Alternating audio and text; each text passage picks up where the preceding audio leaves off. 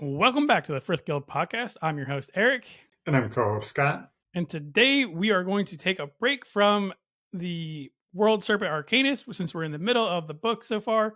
We're going to take a break and we're going to do a review on one of Shami Stovall's other books, the Nexus games. And I know, Scott, you are super excited for this. Yes, it's a great read. It's a great series. I think the world building possibly tops the Frith Guild world building, which is a tough say. I don't know if the whole story's there or not, but the whole book is just exciting from beginning to end. So one of my favorites for sure. And I know if you're a fan of fantasy or lit RPGs or just Shami Stovall's in general, highly, highly recommend this for you. I will say that before we get going, I do want to also mention that we are not being paid by Shami to do this review. We are doing this purely out of our own enjoyment and that we both really enjoyed and loved this book. So just want to make it very clear that we do not get paid for this or any special things out of it. And a reminder out there that if you do read it and do end up enjoying it, there are 2 other books out in the series already. So you already have a trio to go through and likely more to come as well. So very exciting. And then we also have Labyrinth Arcanus releasing December 10th. And we do have the Kickstarter that is still going on for just a few more days. As we were talking about it, was we got on to record tonight that it actually has already made its backing within a couple of hours of the Kickstarter being released. We need more though, because we need the plushies. So yes, we definitely want the Nicholin Result plushie. We also want the Luther plushie that is also in the stretch goal. So everybody, if you're able to, let's get to the stretch goal to get Nicholin and Luther plushies. Googly eyes, just little hard eyes. It's so cute too. The picture, it's outstanding. Oh my gosh, yes. So if the book isn't enough for you to want to get the book, think about the plushies. Do it for the plushies. So as we get into Nexus games, before we start out, I do have kind of a favorite quote that I think just encapsulates the world of the Nexus games and the humor of a lot of the characters. So it's 2 of the main characters. They have just showed up for the first time at his apartment, and she gestures to the walls. No pictures? Nope. None? Why not pictures of your family, your mother and father? I thought it would be depressing to have pictures of tombstones out on the wall. I loved it. I know, and it's just throughout the whole book. It's not just the main character either. That one specifically is the main character, but other characters as well have this very dark humor, and it resonates. It feels like it fits really well. It's kind of a dystopian feel to it, so it's makes it all the more amazing. Yes, and this is just like a small smidget of a taste of what is to come with the rest of the book. So, and this is like chapter 2, I think. It's very early. It's very early. To give a little introduction to the book, the Nexus Games is the first book in the Nexus Games series. It follows Alex Kellen, who's a special forces agent who's essentially abducted from his homeworld to go compete in the Nexus Games, which think Hunger Games but in teams. And in order to get back to his home, he's need to pull his team to victory.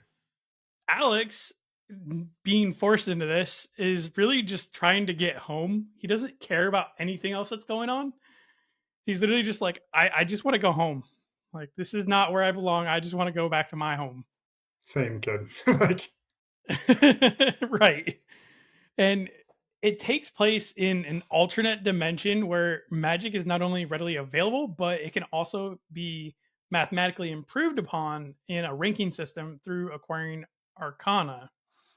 Now, Alex does make enemies really quickly, along with making some friends. I mean, he does his best, and he comes up with the perfect catchphrase in this, and it's reiterated throughout the series of "Merry Christmas."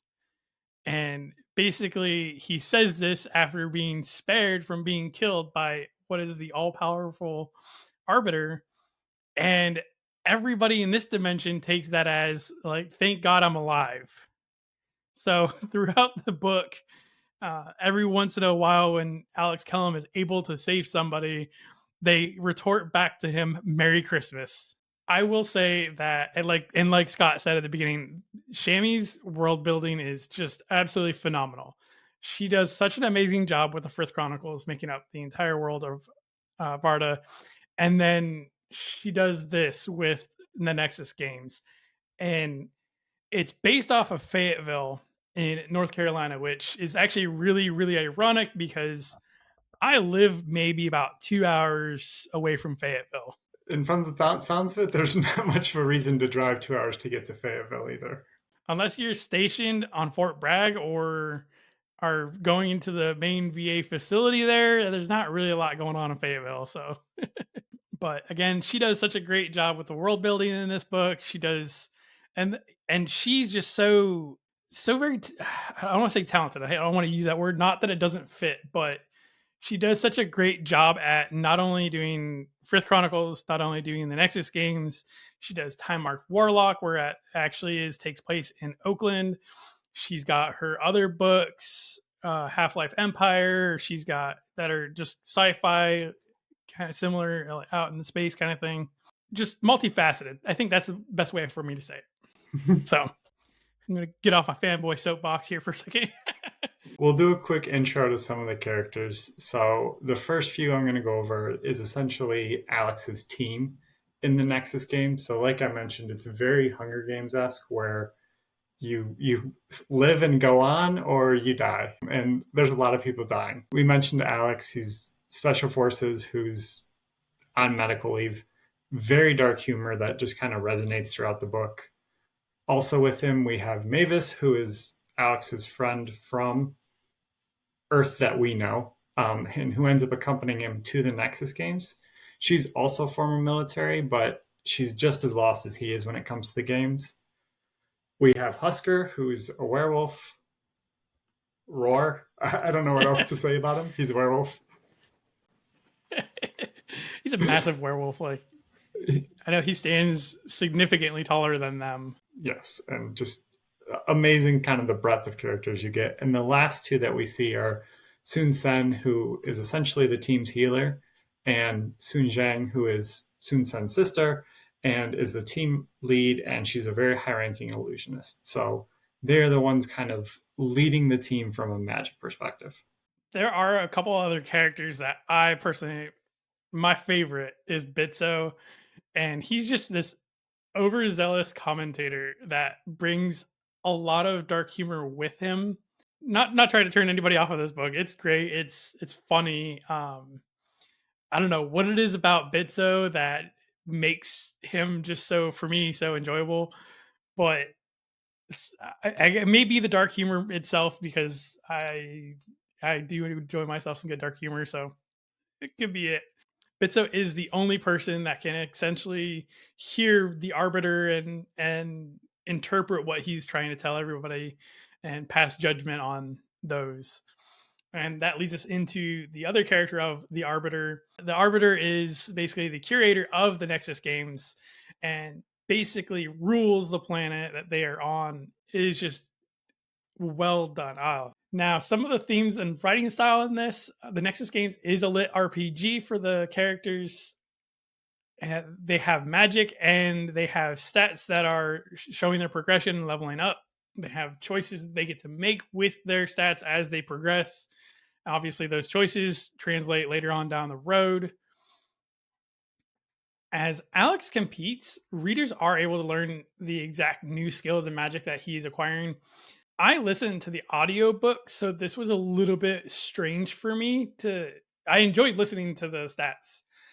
It was a little bit different than being able to sit down and read through the stats and kind of comprehend what's going on, because if I didn't catch exactly what was going on, I couldn't necessarily, I could go back, but it was kind of a hassle. So since I have this lovely book here next to me, I got to look through the stats a little bit more closely. But again, each rank, they get new things they can do. It lets them improve upon them.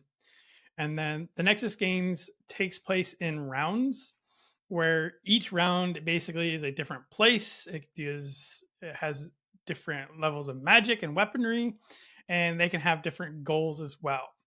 So one game might be just trying to find something. The next round might be players trying to take out other players, that kind of thing.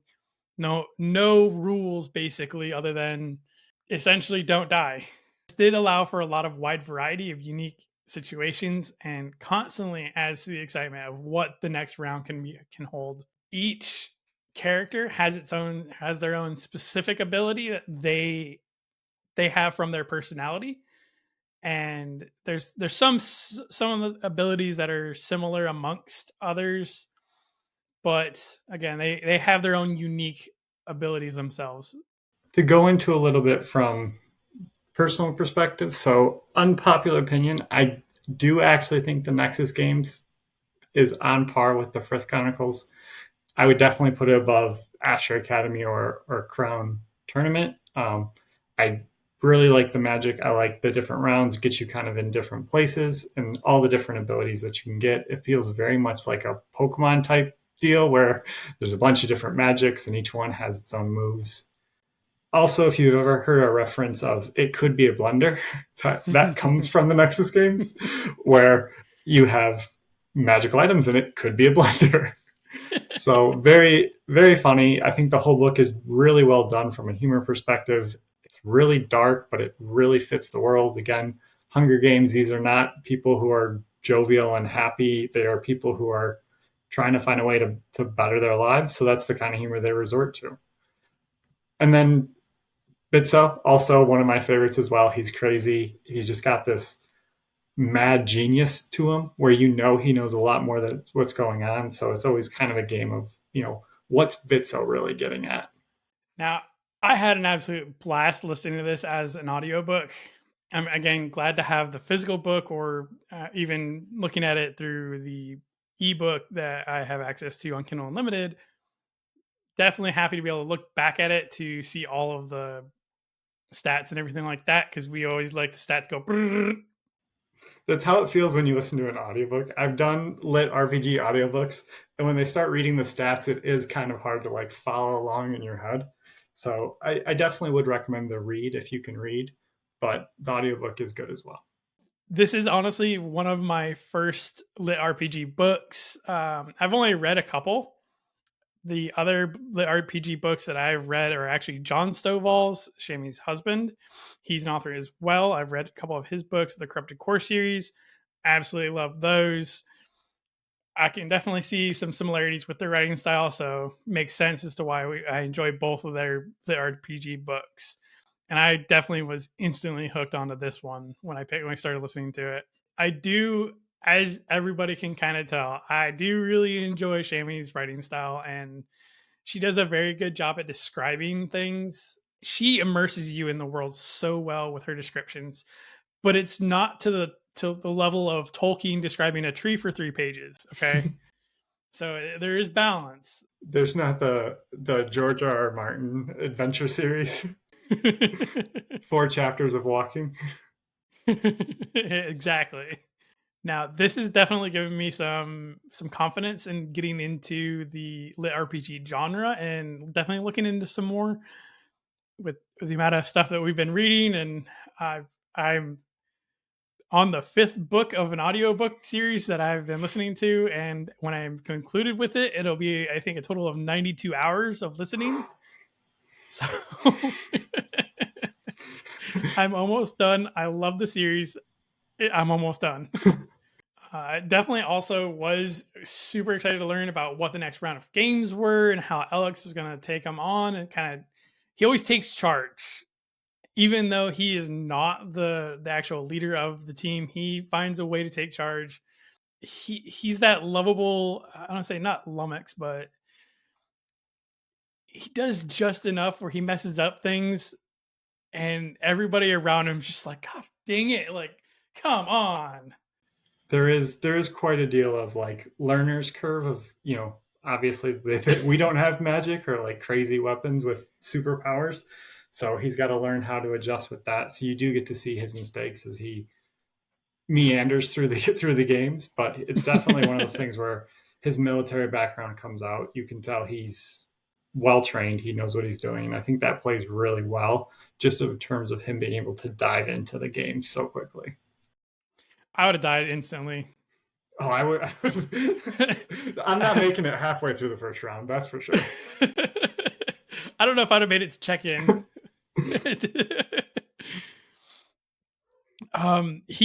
The books and specifically Nexus games, the book was not predictable in the usual sense. Every single time something happened, you didn't know what was going to happen. You didn't know, or you couldn't guess. Like, oh, here's the usual trope. Like, oh, there it is. Yeah, this is what's going to happen next. This, that, and the other. So it was definitely refreshing to read a book that didn't have an immense amount of tropes in it that you were just like, oh, come on. So kept you on your toes quite a lot. Yeah, so definitely agree. Excellent book. Highly, highly recommend it. One of my favorite series overall. And luckily, at this point, there's still hopefully a few more books coming. So a lot to look forward to. So definitely agree. Whether it's fantasy, lit RPG, or just kind of Shami that you're into, it's definitely worth checking out. I will say she did say that there's going to be a total of 4 in the series. So we have one more book coming out. I know we're sad, but I guess they got to end at some point, unfortunately. So the story has to wrap up. For those that have followed along very closely with the Frith Chronicles, we did do the bestiary section on the Rizzle, and we did talk about its true form abilities, about the Nexus. And I pray that if Shami ever has a true form Rizzle involved in her books in the Astro Academy series, that when they use their true form aura of the Nexus, that somehow an egg appears and it hatches into a blender, because that would just be icing on the cake. The perfect crossover. Yes, like the perfect crossover. Just like all the times that Scooby-Doo did that, like it would just I would die. As far as the Nexus games though, it's got 3 total books in the series at the moment. They're all on Kindle Unlimited. If you want to get the omnibus for audiobook, that is available. That's the first and second books in the Nexus series. Overall, again, just a good joy to listen to. And I can't, like, as soon as I start reading most of her books, and again, this is just her writing in general, as soon as you start reading, you instantly get sucked into it. Like, if you're not paying attention to what you're doing, you're in the book. I think that's one of the biggest joys and praises that I can give to Shami, is that it does that on page 1. Yeah, start to finish, both that and the Frith Chronicles as well. I always felt like didn't have a huge ramp up to them, which is really nice, because it's always rough. Not to hate on Fourth Wing, but it was like chapter 18 before we saw a dragon. True, this is true. Look, I want my freaking dragon. Great book, but give me my dragon. Like, this is advertised as being dragons. Like, come on. That's what I thought. Yet in chapter 1 there was no dragon, so I'm confused. But with that, I think that wraps up this review on the Nexus games. Again, we don't want to really spoil anything, and it's such a good read on its own that if you like Shami, just go ahead and give it a try. If you have read it, drop a comment, let us know what you thought. We'd love to chat with you about it. Eric, Scott, and I want to thank everyone for listening today. We post a new episode every Wednesday morning at 11 Eastern, 10 Central, and 8 Pacific Standard Time. We are on all podcasting platforms and are also on YouTube as well for video. After the additional episode airs, we post chapter-by-chapter videos every day in a smaller, easier-to-digest format. We do want to give a special shout-out to the final member of our team, Dan Mackison, one of the admins for the Frith Chronicles Wiki, link listed below, and doing his best to keep everything running smoothly behind the scenes. If you want to reach out to us, you can email us at frithguildpod@gmail.com, or on Facebook or any other social media by searching for Frith Guild Podcast. Just to remind everybody, we have links to everything in the description below on both the podcast and YouTube. Who's your favorite character? What was your favorite thing about it? Honestly, there's a character, so if you're familiar with Magic, there's familiars, and there's a character whose power is essentially that he gets a bunch of familiars. And for them, just the horde of magical creatures that he runs around with is just so fascinating to me. And I think it's just like a great add just in terms of a piece of magic that you don't usually see get highlighted, but that's kind of his go-to power, is to just have a bunch of animals with him. What I know we're kind of toward the end, but figure all. The other part that I really enjoyed about this book was the fact that there's technology included into the magic. It's not just simply magic is end all be all. Like Alex Kellen is running around with a gun, A superpowered gun. Like a superpowered gun that doesn't require to be reloaded, so just got to pull the trigger. But again, he's running around in this alternate dimension with a gun. Yeah, the way they describe it is, there's a level of magic and a level of science in every world. So depending on, kind of what round takes place and where it takes place, you can either have a lot of magic and no technology. You can have a lot of both. You can have almost none of either of them. It's kind of just plug and play, kind of depending on what the universe calls for. And that does make it really interesting because you see certain characters essentially go from being average to being overpowered because magic is, highly sought after in that game. And going down to the individual abilities of each character or each person in the Nexus round, that'll completely depend on what your strategy is, all that good stuff. Obviously, some characters have such amazing power, but it, not to go with the old Spider-Man trope of, great power comes great responsibility, but literally if he uses his powers, people that he knows dies. So he has to be very selective of when he uses that. Yeah, there's a kind of a common theme of hexes where essentially players are granted extra power or an extra skill or ability, but there's kind of some cost that comes at, whether it's reduced stats, whether it's, in some of the worst cases, it is, your family dies if you use it. So be wary or don't, depending how much you like your family, I guess. and having these are basically your end goal to win the Nexus games is to get to essentially it's enlightenment, higher power of magic that you get, that you're essentially above everything else. So it's kind of a search for this ultra power. You get sent to a different dimension, and then you're cured of all your hexes and anything you've picked up along the way, because like Scott said, hexes, they have great powers, but also bad alternatives to it. You get kind of cured of this, and then you become an all-powerful, basically as powerful as a dragon, or as one of these arbiters. Again, talking about the arbiter, he's a giant mechanical dragon. It very much felt like I just pictured like Mechagodzilla type thing. Yes. With that, I think this will wrap up our review on the Nexus games. Next week, we'll be getting into chapters 31 through 35 of World Serpent.